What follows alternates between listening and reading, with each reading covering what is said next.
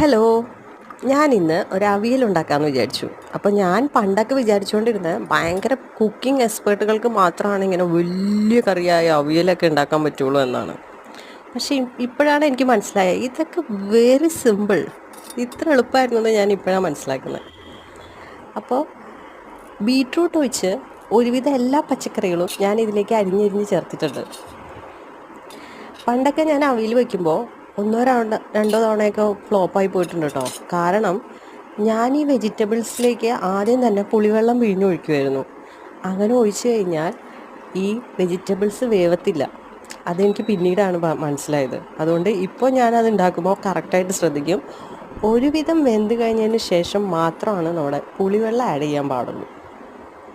ചിലർ തക്കാളി, ചിലർ പുളിവെള്ളം, ചിലർ തൈര്, അവരവരുടെ ഇഷ്ടം പോലെ എന്താണെന്ന് വെച്ചാൽ ചേർക്കാം. അപ്പോൾ അവിയൽ വയ്ക്കുമ്പോൾ എനിക്ക് മസ്റ്റായിട്ടൊരു വാഴയില ഇത് മൂടാനായിട്ട് വേണം. വാഴയില വെച്ച് മൂടിയാൽ മാത്രമാണ് എനിക്കെന്തോ മനസ്സിനൊരു സുഖവും ഒരു സന്തോഷവും ഉള്ളൂ.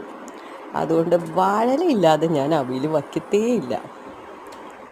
അപ്പോൾ നിങ്ങൾ കണ്ടല്ലോ ഞാൻ എങ്ങനെ അവിയൽ ഉണ്ടാക്കുന്നതെന്ന്. ഇനി ലാസ്റ്റായിട്ട് ഈ അവിയലിന് ടേസ്റ്റ് കൂടാൻ വേണ്ടിയിട്ട് ഇതിൻ്റെ മുകളിലേക്ക് കുറച്ച് കറിവേപ്പിലയും കുറച്ച് പച്ച വെളിച്ചെണ്ണയും കൂടി ഒഴിച്ച് മിക്സ് ചെയ്താൽ എൻ്റെ അവിയൽ റെഡി. അപ്പോൾ നിങ്ങളിതുപോലെ അവിയലൊന്ന് ട്രൈ ചെയ്യൂ.